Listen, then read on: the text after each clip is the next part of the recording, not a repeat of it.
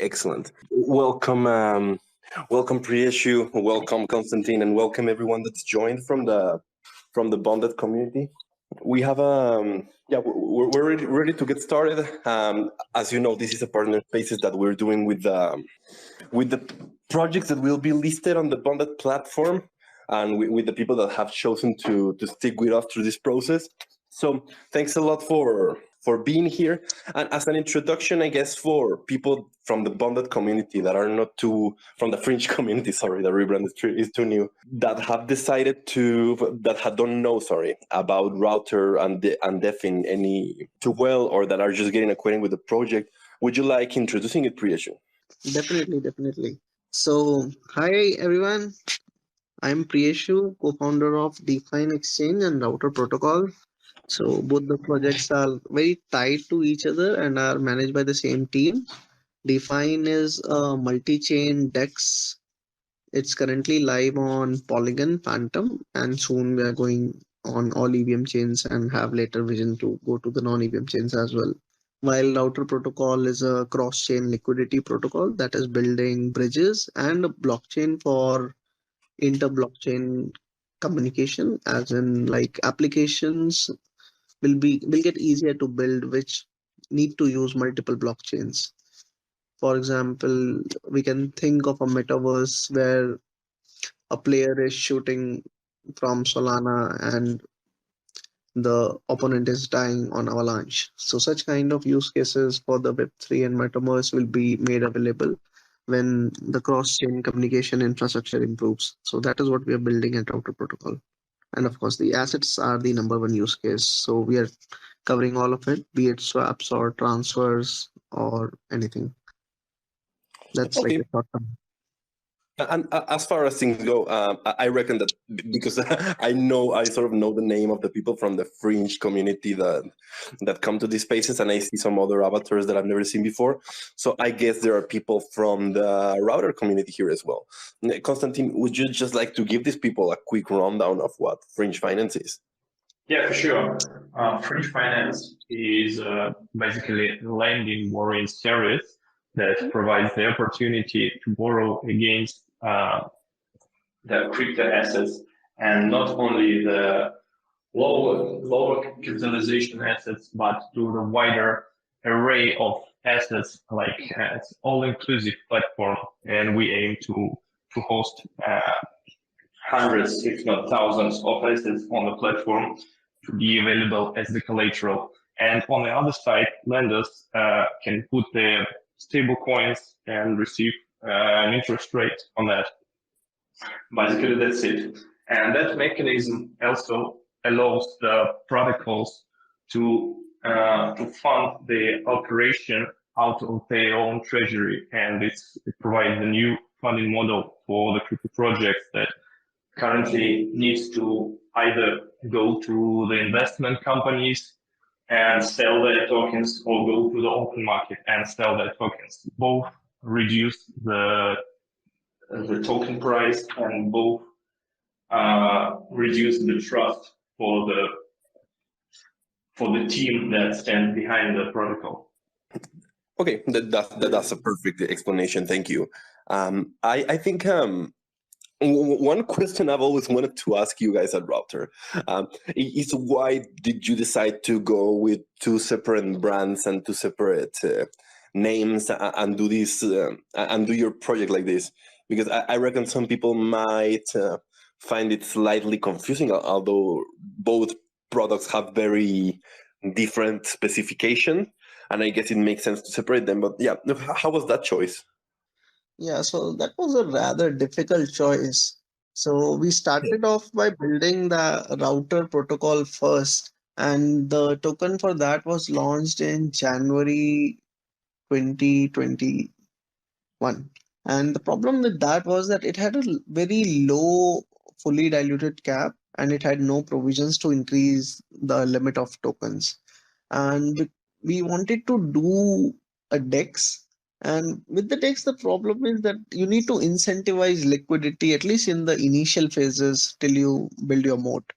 And for that, we needed a way so that we could incentivize community for at least 6 months to 1 year with the tokens, and router simply didn't had enough tokens, and the tokenomics for that were also very different, and they didn't really support or had enough quota of tokens to be distributed for the liquidity mining scheme. So with that being said, we launched Dfyn, and Dfyn was able to gather liquidity of around 320 million at its peak. It's still at around 100 million spread across different chains. And this was, I mean, the main reason was this only. And like the team is same for both the projects, and the developers are, I mean, few developers are common, like for mostly the front end ones, but the back end developers are different for both the projects. And this was the rationale behind launching two tokens. Okay. I'd like to go a bit deeper into. I know that your mainnet is coming for router, and I know you must be pretty excited about that. At the same time, I've seen the community sort of start discussing cross chain a bit more this week because you know how it is. Every time Vitalik says something, that becomes like the main piece of the conversation in the crypto world and in crypto Twitter. Um, I found it very interesting that he decided to go to reiterate his critique to cross-chain integrations, basically with the argument that bridges make for single points of vulnerability that get more attractive to attack as they get bigger and as they get more users. So I just wanted to get your thoughts on this because I reckon that's a critique that you must have spent a lot of time thinking about. Yeah, so this is like what we spent the last whole year thinking and building about since, I mean, router is today almost 1 year old. So I'll come to the point. The bridges don't have to be less secure than the blockchain itself. By that, what I mean is, say there is any blockchain, call it Matic or be it Avalanche or be it Terra, anything. So the way that blockchain is secured is how the bridge can also be secured. For example, at router, what we are doing is we are building a router chain, and that router chain will have the, like, it will function as an accounting layer for different cross-chain transactions, and the blockchain will have its own set of validators. And I mean, initially there would be institutional validators, later it would be community validators, then public validators, everything. By that, I mean, if we convert the bridge to the chain so that the blockchain becomes the bridge, then it becomes a lot more secure and it competes with L1s and L2s in terms of security. And then hacking a bridge is as lucrative but as difficult as hacking any other chain. So that is how we are approaching this problem at Router. That's a great explanation. Konstantin, would you like to add anything to that or to follow up with any questions to that? I would ask Priyeshu, that's all the complicated stuff. And how would you describe to the router protocol to some non-crypto person what the description would be? And by the way, Konstantin, your sounds a lot better now. Thank you for that. Okay, so when I have to explain router protocol to a non-crypto person, I like using the analogy of a airport and cities. So for example, the world has lots of cities. Each city has its own use case, attracts a certain kind of person. For example, Boston might attract more intellectuals and LA might attract more people who are into fashion or things like that. But then you need a way so that if someone from LA wants to go to NYC for something, or from someone from NYC has to go to Boston for something, you need a way to connect these different isolated cities. So that infrastructure in terms of blockchain will be router, and those cities will be the chains itself. They can be L1 chain, L2 chain, anything. Yeah. You just wanted to say, Konstantin, is that a good answer? Would you like to follow up with that, or should I take it from here? Yeah, I do agree with that. I also use that analogy of traveling across the cities. In the DeFi space as well, we haven't seen that many projects successful integrating cross-chain. We have seen projects that integrate different chains, which I would argue is somewhat different than proper cross-chain. I would guess, like, if you want to talk about DeFi cross-chain, you have to talk about projects where, for example, what we want to do at Fringe at some point, where you can take a loan and send your collateral in one chain and then receive your loan in another chain and have things somewhat like executing in another, and that takes up a lot of work, and that's just like me brushing on the very top of it. So what do you see are the most pressing, first of all, and what's the low-hanging fruit for integrations of cross-chain in the DeFi world that you see? Yeah, I would add to it that 2021 was promised as the year of cross-chain. It did, and it hasn't happened. So it's basically not as easy as everyone thought it could be. Great point, yeah. Definitely. I would say it's a very hard problem, and I think it might take even 1 or 2 more years before this tech becomes useful and like productionally useful. I would say it's at an early stage of usage. For example, if you go back to 2016 when Vitalik was describing Ethereum, he was describing DAOs. And it's almost in 2021 that we saw DAOs pick up finally. And same goes for NFTs. He was writing about non-fungible tokens in 16, and they finally got some heat in the second half of 2021. So I would say that, I mean, these things take a lot of time, and rightly so, because technology matures not overnight. So when you talk about bonded finance, oh, sorry, what with the new name? Sorry, I keep confusing. Fringe. Fringe. Yeah. Now, when you talk about Fringe having this use case where they want to allow people to do cross-chain loans, so I would say that, I mean, if you work on implementing this whole tech yourself, it's of course going to take a lot of your time. But what if there was a generic purpose SDK, and that would allow you to send any message from any chain to any chain? That solves your purpose. You can send any message. It does not have to be a transaction of or a bridge transaction that you are sending 1000 USDC from X chain to Y chain. It can be a simple hi or hello message or anything. It like in the end it's an instruction, and you need a generic purpose message to allow sending instructions to different chains.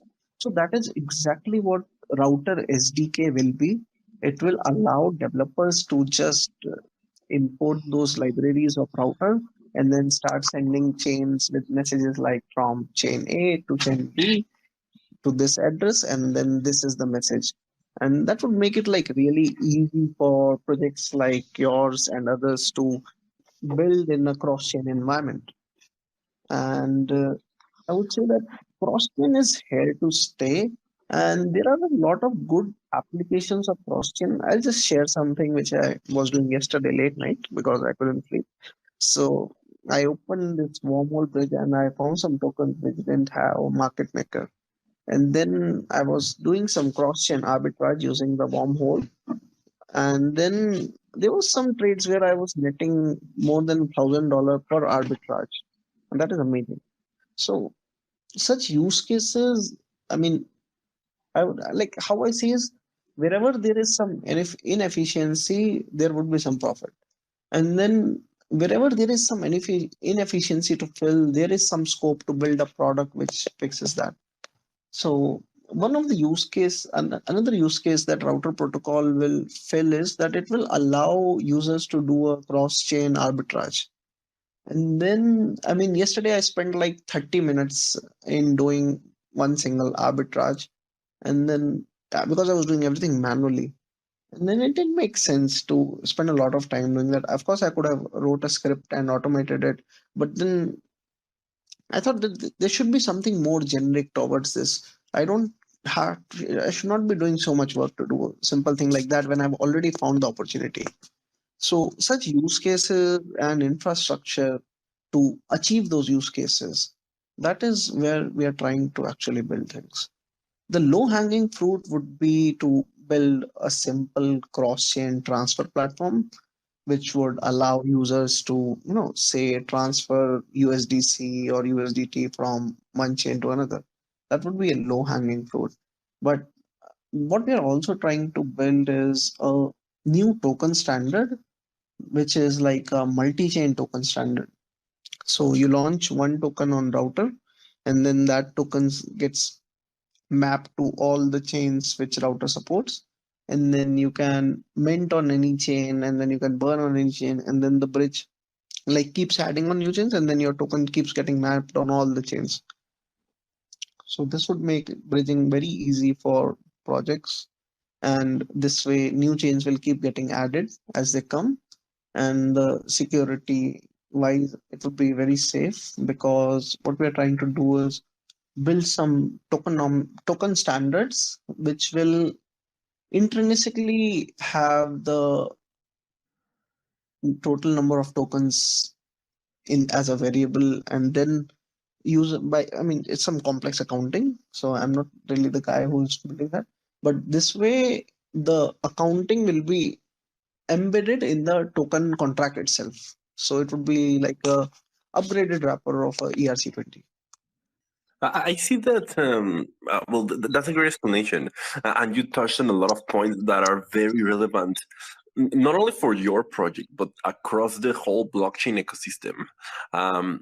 First of all, Konstantin also touched on this, the current difficulty of estimating times correctly and the issues that that causes for the ecosystem in terms of its predictability and in terms of its of the trust people put in it.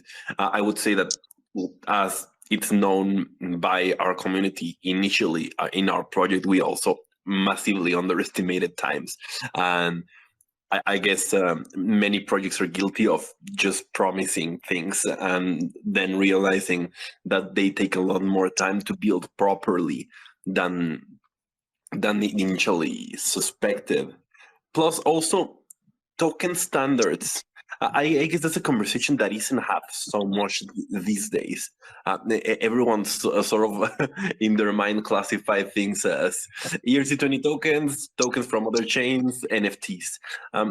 What else do you think its router can bring to the conversation in terms of token standards in particular? So, like the current way the tokens are designed, they are designed for a universe with keeping one chain in mind. Like whoever wrote the ERC20 contract, you wouldn't have thought that my token or this ERC20 token needs to be supported on 10 different blockchains altogether. And then there are some upgrades. If we do to the contract, we might be able to manage accounting better of that token.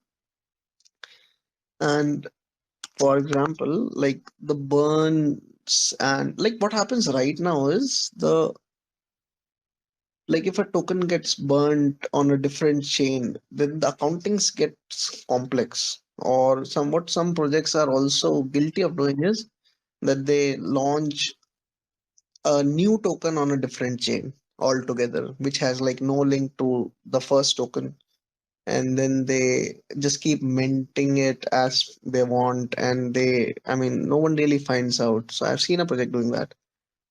But if we upgrade the token standard so that it can intrinsically like map where on which chain it is, and so that it gets disabled for other chains while it is on that chain, it will take some variable updates in the tokens contract, and then we might be able to build a new token standard which will be more optimized for a multi-chain world. So we have some engineers writing a paper on this, and so far, I would say that they have decent success. And if this like comes through, then of course we are going to propose formally a RFQ on Ethereum and then propose a new token standard. Yeah, in terms of the cross-chain, we definitely come to the conclusion that there won't be any single chain that will be superior to others. So the future is definitely on cross-chain. And coming back to timing question, you have a launch of the platform very soon. What are your plans about the exact launch? Any marketing surprises or something else that you want to share about the launch? So yesterday we published a post, and coming back to the point that underestimating in terms of development, that is a huge truth. So when we started building router, we estimated that 2 years would be sufficient for building the entire application, but we were wrong. So what we did is we increased the team vesting by almost 4 times.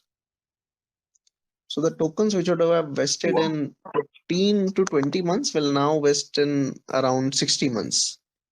That way, now I would say that it's like us formally accepting and acting on the fact that this thing is going to take much longer than we thought it would. And our community reacted very nicely to this. Everyone was happy because everyone had this concern like the team vesting will get over in, say, another 8 or 9 months. Then what happens? Who will have this vested interest to continue to build this project and deliver? So we heard them and then increased the vesting to nearly 5 years. I just think that that is a very realistic timeline for the entire maturity of the technology and the product. And today we launch a new website. So if you have not seen already, I would suggest that you go to routerprotocol.com and try a new website. It has an updated roadmap and a lot of things of what we are trying to do and want to do. And on January 27, we are planning to launch a mainnet. Yeah, I was exactly referring to the new website and the date that was mentioned as a launch date in 20 days. And you have mentioned the community reaction to the token vesting and to the, spawning of the platform launch. And are you planning to implement the DAO elements and to pass the government to the community? What are your plans around it? So we do plan to do that, but I think till the project needs very active development, we will not do that because there are like development decisions which we need to take ourselves. But as the product matures and it comes more to a maintenance phase or a phase where a lot of transactions are happening, then we slowly follow the A16Z model of transitioning to a DAO and then slowly integrate the community as the actual owners of the platform. But I would say that the entire journey is going to take a couple of more years because we really need to be sure that when we pass the baton to someone, they should be capable and vested to develop the project because it is hard, it is frustrating, and like we can't just hide behind a DAO. We are here to deliver. I said that it's going to take some years because we want to make sure that we pass the baton to very capable hands, and we want to ensure that whoever, the DAO members who will take over the project later are vested and interested and capable of delivering it. So it's at least a couple of more years till the router team will continue to develop the project, and then only after that we'll think of transitioning to a DAO. And that is honestly a very good point. Because DAOs, as far as I know, are very good for transparency. They're very good for inclusion. If their voting model is done right, if it doesn't benefit the whales too much, which is another big concern. But a concern that I always think about is like, okay, but how does a DAO successfully manage, plan, deploy and supervised development. That seems like a very big barrier for what a DAO can do in a way that's anywhere close to the efficiency of not even private business, but just an initiative that has raised funds. So that to me is a big weakness of the DAO model. Do you know anyone that's successfully producing new products or constantly developing while under a DAO model? I really can think of many. Yeah, the only two ones I think which are doing okay would be Sushi and Vian Finance. Yeah, so Sushi is a good example for that. I guess that there's this other one called DX DAO, and they're interesting because they're a DAO of developers. So it's not a DAO to govern a project or to govern a protocol. It's a DAO to build protocols and to build projects. I think that one works nicely, and I think Yeah, in the so a lot future. of security DAOs are popping up. I saw Design DAO, I saw a Solidity Security DAO, then I saw one Content DAO, and now you're told about this one. So I think that service related DAOs make a lot of sense. I'll tell what happens with the audits. So if you go and shop for a decent audit, it costs a lot. It's almost like $200,000 or $300,000 for a good audit. And then the developers get paid, I mean, the security researchers, they only get like maybe 40, 50 from that. The rest is taken by the company. And by like the security DAO is going to solve for that, or at least trying to solve for that, so that the developers get the bulk share of the payment. That is very cool. I've never heard of that. I So know that. one particular one which I like is Spearbit. We are recently getting in touch with them and moving the wheel. So we are trying to engage them for router security, and it's like a security DAO by security researchers. So Mudit referred us there. If you know Mudit, he was ex Sushi. Yeah, the name does ring a bell. What you're saying is very cool because I am, well, we at Fringe, I'm currently in the way of undergoing 2 audits. And we did this to be extra careful, right? So the developers have a side of their own company that audits and they're auditors themselves, but we got their second team, their auditing team, to audit the protocol, as well as getting another third-party audit for, to try and catch as many bugs and errors as we could. And not only are audits expensive, but they take time, and there are many things that can go wrong with them if you try to rush things or if you're just running towards the end line. So I guess a DAO would make sense to that, but some people wouldn't prefer it because it would sort of have to make a lot of things public about their protocol, right? Yeah. So one more security related thing I would suggest is that you can consider running a bug bounty program on Immunify. We had larger number of bugs reported by Immunify than any security auditor. And there you pay, it's like a bug bounty program for crypto projects, and there you pay only if you get the bugs. So far, we have paid almost $100,000 for different bugs which people have reported. And the experience is really good, and we get some high quality bugs reported there. I was laughing because you were talking and someone in the Fringe group is like, this guy knows his shit. So props to you for sounding knowledgeable.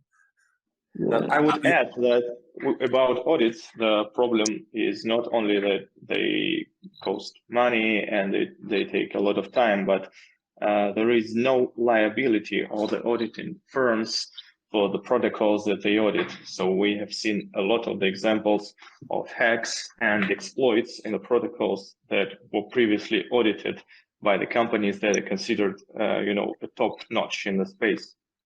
Yeah, we were audited by a top-notch company, and then our internal team found two bugs which would have drained the entire pool, and then Immunify found another two bugs which would have drained the entire pool. And these four bugs came after we were audited by one of the top companies. I would like to announce here that we will have a bug bounty program also on the platform. Yeah, how is I mean, I don't want to put you on the spot here, Konstantin, but do we have any details lined up for that? I guess that's going to happen immediately after the audit by Hashx is finished, right? Yeah, that's correct, but no exact details at the moment. But there will be a program, so our users can carefully examine the platform and find every bug that they can. Okay, cool. In a couple of minutes, guys, we're going to open the floor for questions from all of you. I guess in 7 minutes or so. So if you have been listening to this conversation, if you have enjoyed it, or if you have any questions, I'll let you know when it's time to request to speak, and it would be great to hear your voices. It would be great to hear your questions, both for us and for Prish. And one thing that I just wanted to ask you to sort of like round up our conversation is there anything you'd like to add, both about your protocol or about your both of the products, everything that's coming for router? Yeah, the floor is yours if you want to shield something or just talk about it. I think I talked about most of the things which I had on top of my mind. Mm, Okay, perfect. So if you don't have anything else to add about this project, I guess we did a very good work, of going over router on a simple, in simple terms. I would just like to ask you to just, if you could provide people with a sort of equally simple definition for Dfyn. So sorry, I forgot how you pronounce it. I always pronounce it Dfyn in my mind. I don't think I've ever said it out loud. But yeah, if you want to go over a simple definition of it, so people that haven't understood too well what that is can learn a bit. Yeah, so Dfyn, you can pronounce it, however, it does not have vowels. So DFYN. So some people call it define, some will call it Dfyn, some will call it something entirely new.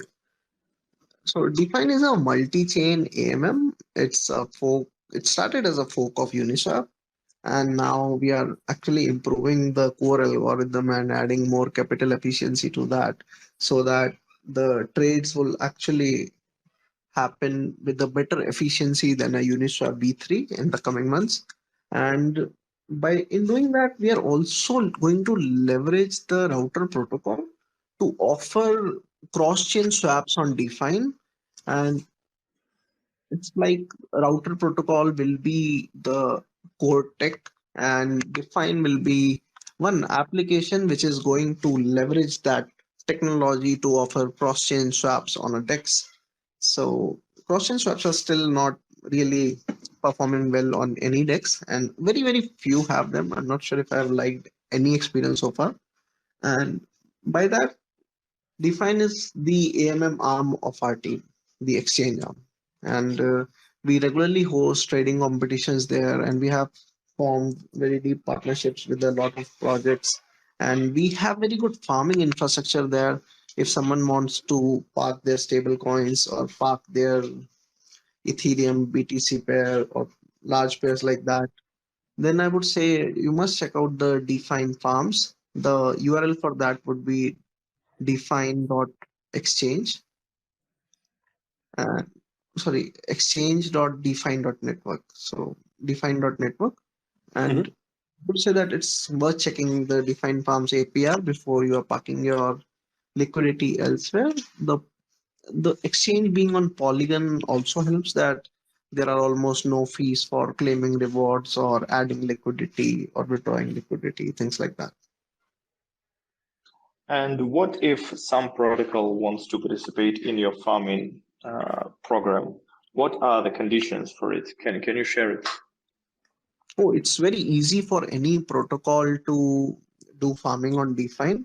We have a farming deck which we can share with any protocol. And we have on this call Suraj. He's our partnership head, and he's the contact for protocols to add to the liquidity mining and start those liquidity programs. I think, friend, can you invite Suraj? I would pass on this question to him. Okay, cool. By the way, this will get published on YouTube as well, and this will get published on.